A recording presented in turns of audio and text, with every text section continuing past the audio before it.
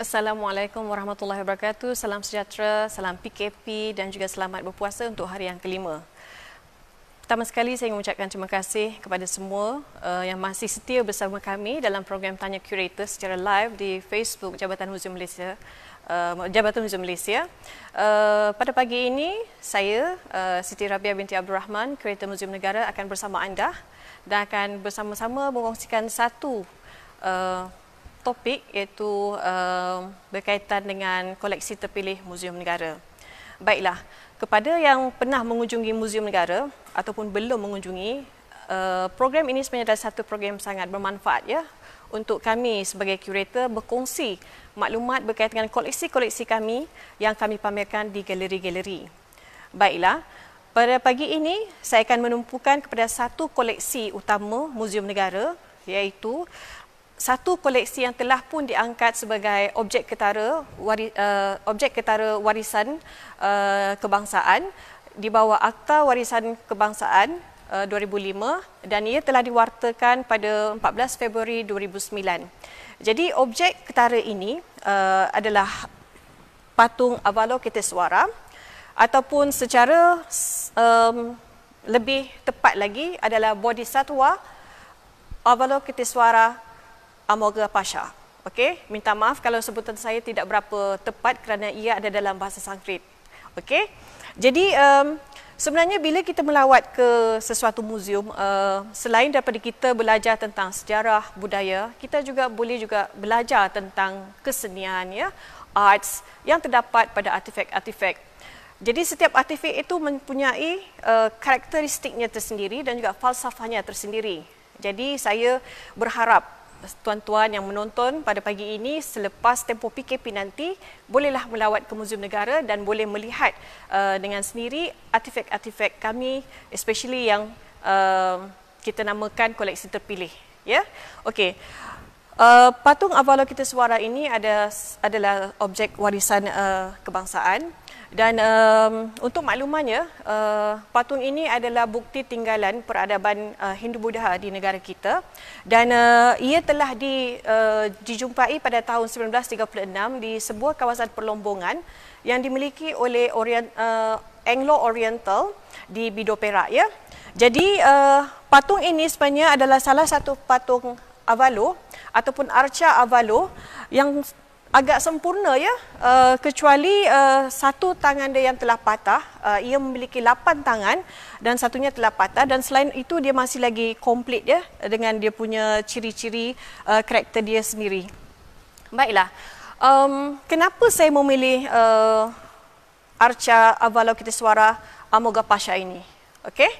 Jadi sebenarnya kalau kita melawat ke muzium dan kita melihat artifak itu, kita kadang-kadang hanya berpandukan kepada teks yang disediakan dan juga kepada caption yang disediakan.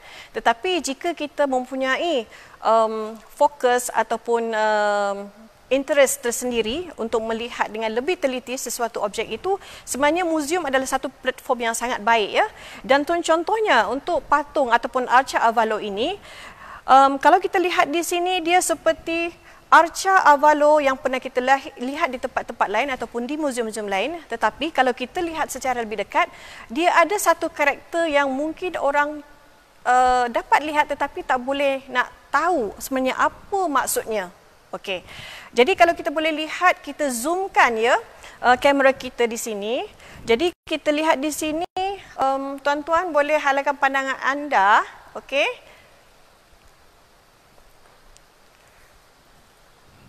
Ke kawasan pinggul ya, hadapan pinggul Avalo, dan kita lihat di situ ada satu bentuk binatang ya. Dan kalau kita lihat dari mata kasar, ia seperti bentuk kucing, tetapi sebenarnya dia bukan kucing. Okey, ini adalah berdasarkan kepada kajian telah pun dilaksanakan oleh dua pakar sejarah dan juga arkeologi yang mana nanti saya akan kongsikan. Okey, terima kasih Puan Ida. Baiklah. Jadi kalau saya tidak fokuskan tadi ya, objek tersebut atau simbol tersebut, mungkin tuan-tuan puan semua mungkin tidak dapat melihat ya ataupun tahu sebenarnya apakah fungsi ataupun apakah maksud simbol tersebut pada patung ini. Alright. Jadi mengikut kajian yang telah dilaksanakan oleh Alistair Lamb, okey, di dalam satu kajian dia bertajuk A Note on Tiger Symbol in Some Southeast Asian Representations of Avalokitesvara, beliau telah memberikan dua teori ya. Okey. Pertama, simbol harimau tersebut adalah melambangkan Shiva. Okey. Jadi kita faham ya, peradaban Hindu-Buddha adalah orang kata mempengaruhi antara satu dengan yang lain, khususnya agama Hindu kepada agama Buddha. Okey. Dan juga beliau juga mengidentifikasikan simbol ini dengan arca-arca yang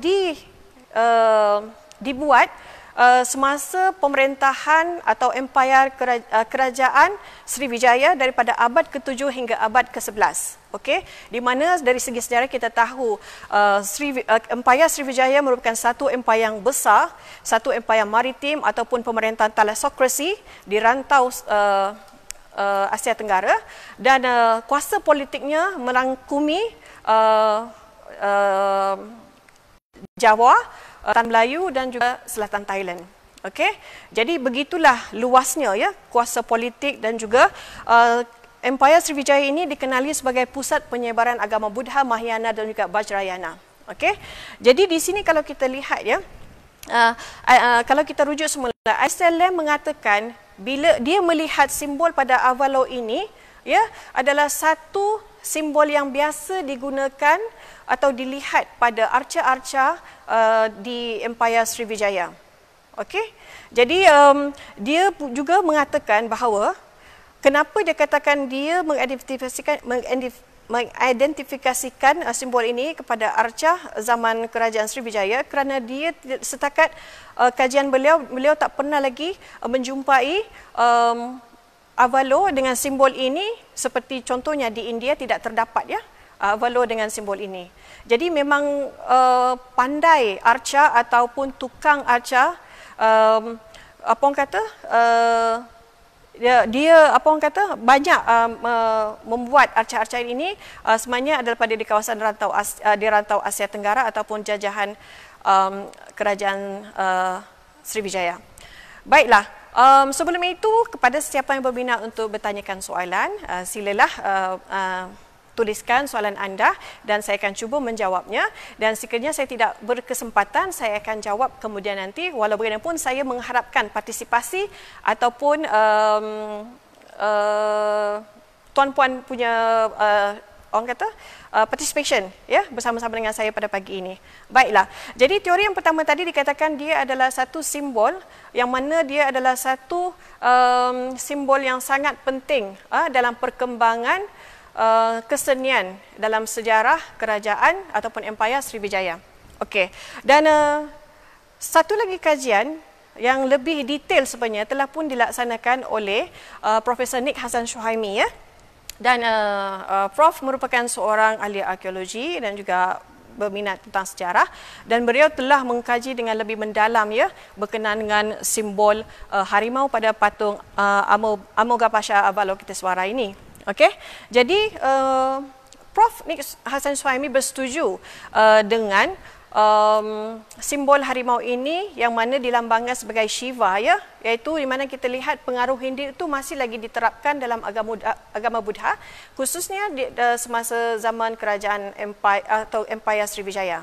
Okey, jadinya teori itu adalah kerana sungguh pun kerajaan ataupun Empayar Sriwijaya ini adalah beragama Buddha, tetapi elemen-elemen Hindu khususnya dari segi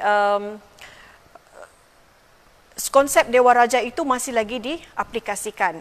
Okey, jadi di sini simbol harimau ini biasanya kalau mengikut kepercayaan Hindu dia adalah pakaian ataupun disarungkan oleh Dewa Shiva ya, dan ia adalah menonjolkan satu kekuasaan dan juga kekuatan ataupun keberanian. Okey, jadinya mengikut Prof Nick Hassan Suhaimi, beliau mengatakan patung Amogapasha Avalokitesvara ini sebenarnya dia ada dua tujuan ya dihasilkan. Seperti mana yang saya telah sebutkan tadi, ia adalah satu arca yang merujuk kepada gambaran dewa Avalokitesvara, dan satu lagi adalah ia adalah satu portrayal ataupun portrait of konsep dewa raja, di mana raja itu dianggap sebagai dewa. Okey, jadinya di sini Prof. Nik Hassan Suhaimi mengatakan bahawa di Empire Sriwijaya konsep dewa raja itu masih diterapkan dan digambarkan dalam arca-arca yang mereka hasilkan. Okey. Dan juga perlu dimaklumkan ya, kerajaan Empire Sriwijaya ya, yang mengamalkan Mahayana Buddhism dan juga Vajrayana Buddhism, sebenarnya dia mempunyai hubungan yang rapat ya, yang rapat dengan juga kerajaan Pala di India, dan juga Avalo ini sebenarnya walaupun tidak dijumpai dengan simbol harimau di India, tetapi sebenarnya dia mempunyai persamaan, kerana di sana di Nalanda itu di mana kita dapati dijumpai sebenarnya Avalo ya, Avalo, patung Avalo dengan 12 tangan yang memang mempunyai ciri-ciri yang sama. Okey, kecuali simbol harimau. Baiklah. Okey, selain itu Prof. Nik Hassan Suhaimi juga mengatakan bahawa pada abad ke-7 mengatakan bahawa teori yang dikatakan oleh Alistair Lamb yang mengatakan ini adalah merujuk kepada, diidentifikasikan kepada kerajaan Sriwijaya kerana tidak didapati di India. Walau bagaimanapun, melalui kajian beliau yang lebih lanjut, beliau mendapati sebenarnya terdapat juga Amoghapasha Avalokitesvara dengan simbol harimau ini ya di kawasan-kawasan jajahan politik Empire Sriwijaya, seperti di Tanah Melayu, di Jawa, Tibet dan juga selatan Thailand. Beliau secara spesifik menyatakan di Bido Perak, ya kah, di Jawa, di Tibet dan juga di Jaya dan juga Sating Pradi, selatan Thailand. Okey. Jadi kalau kita lihat di sini, ini menunjukkan sebenarnya memanglah orang kata dari sisi sejarah, kuasa politik dan juga penyebaran agama Buddha semasa zaman Empire Sriwijaya itu memang telah menyebabkan perkembangan juga penyebaran arca-arca ini dan diterima di kawasan-kawasan jajahan politiknya. Ya, jadi kenapa Tibet dan juga Jawa sebenarnya boleh menerima hasil seni ataupun arca yang berbentuk seperti ini. Jadi kalau kita lihat sebenarnya Sriwijaya dia mempunyai hubungan ya dengan kerajaan Sailendra di Jawa melalui perkahwinan, dan manakala di Tibet pula dia adalah disebabkan seorang daripada tokoh agama reformis Buddha Tibet pada zaman sekarang adalah Mongolia, telah pernah ke Sriwijaya dan belajar di Sriwijaya pada selama 12 tahun, dan di situ dia banyak belajar tentang apa orang kata Vajrayana Mahayana Buddhism. Okey, dan selain itu juga hubungan Sriwijaya dengan India juga sebenarnya, dan kenapa apa orang kata arca ini mempunyai kait rapat juga apa orang kata persamaan dengan arca Avalo di Nalanda di India adalah kerana hubungan Sriwijaya juga dengan tokoh-tokoh agama di sana, khususnya pada kurun ke-7, seorang tokoh agama yang memperkenalkan Tantric Buddhism telah pergi ke Sriwijaya en route to China pada abad ke-7, dan di sana semua pengaruh-pengaruh tantrik ini telah pun diadaptasikan di dalam pembuatan arca Avalo. Okey, jadi setakat ini kita ada soalan ke yang saya boleh bantu untuk berikan? Okey. Seperti yang saya nyatakan tadi melalui hasil kajian, adakah simbol harimau hanya terdapat di Asia Tenggara saja? Okey, yang saya nyatakan tadi, dia setakat ini daripada kajian Prof. Nik Hassan Suhaimi, simbol ini terdapat di Jawa dan juga di Mongolia disebabkan hubungan Sriwijaya dengan tempat-tempat tersebut. Okey.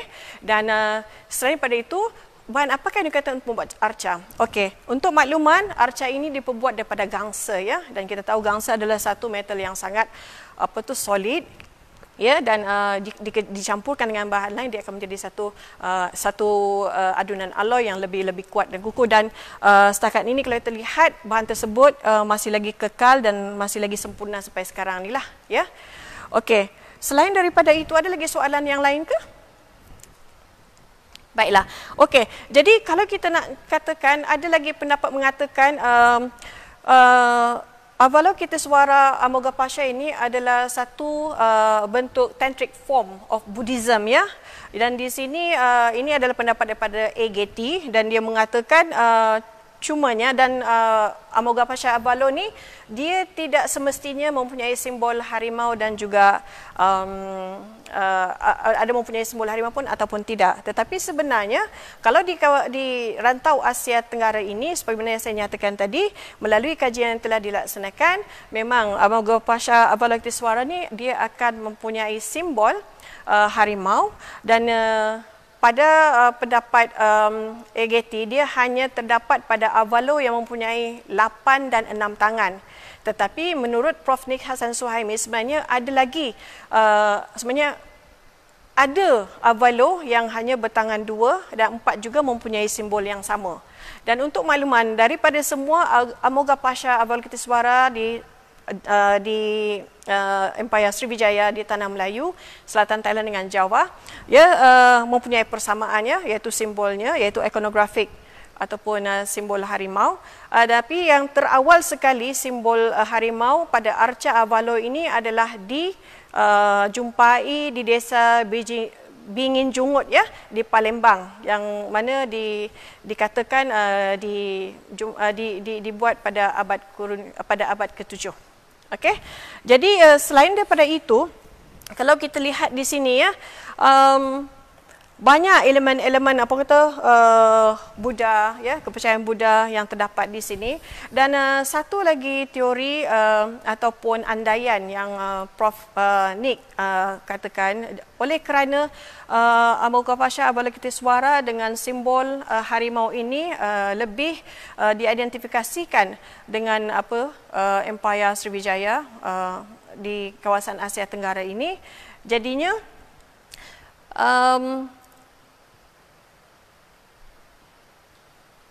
arca-arca ini sebenarnya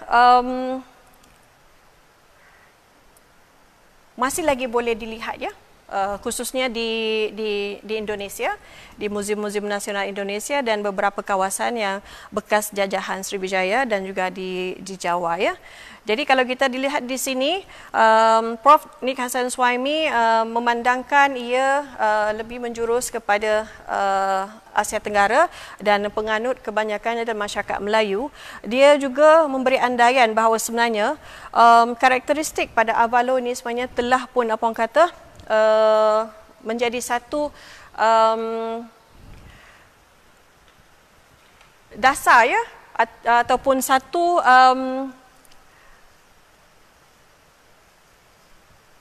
pembangunan kesenian di kalangan masyarakat Melayu, khususnya dari segi pakaian. Okey, ini mengikut andaian beliau lah ya. Kalau lihat, dia kata oleh kerana harimau itu dipakai di luar ya, di bahagian luar. Okey. Apa maksud simbol tangan pada Avalo? Untuk makluman, Avalo ini dia mempunyai banyak-banyak maksud. Saya kena maklumkan, saya bukanlah pengkaji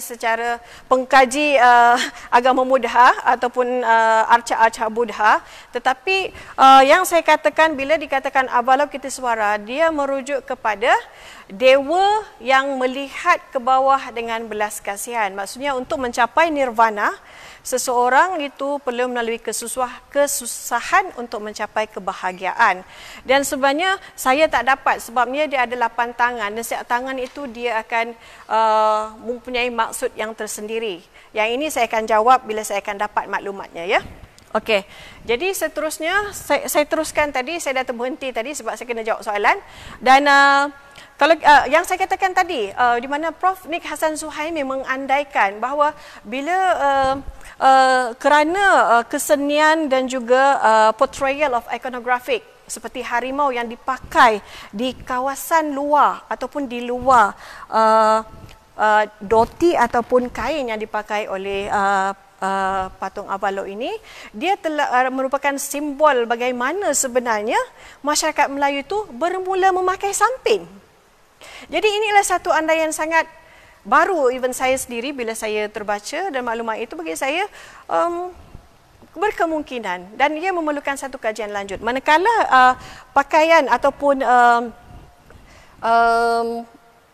rambut ataupun hiasan kepala di atas arca ini juga dikatakan merujuk kepada terhasilnya pemakaian headdress ataupun tengkolok di kalangan masyarakat Melayu. Jadi ini memerlukan satu kajian lanjut. Jadi saya mengajak sebenarnya kepada tuan-tuan dan puan yang bersama kami pada pagi ini untuk kita mengkaji dengan lebih dalam lagi supaya kita boleh dapat maklumat yang lebih terperinci, yang lebih tepat, dan mungkin kita boleh menghasilkan satu lagi teori ataupun membawa kepada satu perbincangan yang lebih bernas lah, ya. Okey. Ada lagi soalan? Okey, ada lagi dua soalan, ya. Okey. Satu soalan dia, satu tangan patah bila dijumpai. Untuk maklumannya, semasa dijumpai artifak ini pada tahun 1936, sebenarnya tangan dia memang telah pun patah yang satu itu dan memang tidak dijumpai. Okey? Jadi memang dia dijumpai dengan hanya 7 tangan sahaja. Jadi saya tak pasti di mana tangan yang satu itu hilang, ya. Itu sahaja yang dapat saya maklumkan. Okey, soalan seterusnya, laki atau perempuan Avalok. Okey, yang ini tidak dinyatakan sebab dalam kajian ataupun Avalok dalam agama Buddha sendiri pun, dia tidak akan menyatakan yang patung ini patung Avalok jantinya perempuan dan ini patung Avalok jantinya lelaki. Dia either male atau female, tetapi dia tidak spesifik yang mengatakan ini adalah jantina ini. Okay, so it can be either way. Alright? Okay. Okay, adakah simbol harimau digunakan di artifak lain semasa Sriwijaya? Setakat ini yang saya buat kajian ataupun yang saya buat pembacaan saya adalah hanya terdapat pada Amogapasha Avalokitesvara. Ya, simbol ini, tetapi pada artifak-artifak lain ataupun arca-arca Buddha yang lain saya tidak pasti sebab saya belum buat kajian lagi. Okey? Okey, seterusnya, ada kaitan dengan Melayu memakai sampin? Ya, sebagaimana yang telah saya maklumkan tadi melalui kajian yang dilaksanakan oleh Prof. Nik Hassan Suhaimi, sebab kerajaan Sriwijaya ni rata-rata adalah masyarakat Melayu Nusantara, ya, dan penerimaan agama Buddha itu bersama-sama, dan mereka telah melihat arca ataupun portrayal of Dewa Raja ini merupakan satu yang diterapkan dalam kehidupan mereka, dalam budaya mereka. Jadi bila simbol harimau ini dipakai di luar, sebab dia nampak jelas, ya, sebab kain tu di dalam dan harimau tu di luar. Jadi ini telah membawa kepada satu penjanaan cara pemakaian masyarakat Melayu di mana di dalam kain itu ada lagi lapisan yang lain. Tapi sekarang kalau kita lihat dia telah semakin berkembang dan mungkin tidak selesa agaknya kain, mereka telah memakai seluar dan dilapik dengan kain di luar iaitu sampin, ya. Okey, ada lagi soalan? Okey, jadi sebenarnya banyak lagi maklumat, ya, yang saya boleh sampaikan, tapi masa kita terlalu terhad. Mungkin satu perbincangan yang lebih panjang, yang lebih terperinci kita boleh adakan sebab ini adalah satu yang menarik, ya. Jadi kalau saya tak nyatakan tadi dia adalah harimau, mungkin tuan-tuan yang melawat muzium bila melihat mungkin akan mengatakan ia adalah kucing. Okey, jadi itu sesuatu, it depends, terpulang kepada kita sebab kita yang melihatnya. Cuma semasa tempoh PKP ini, walaupun saya kena sampaikan lah, ya, penjarakan sosial kita ni bukan setakat pada apa orang kata di rumah, di jalan raya, di mana, tetapi juga di muzium. Bila tuan-tuan dan puan-puan melawat muzium, saya mengharapkan tuan-tuan dan puan-puan juga mengamalkan penjarakan sosial dengan artifak-artifak, ya.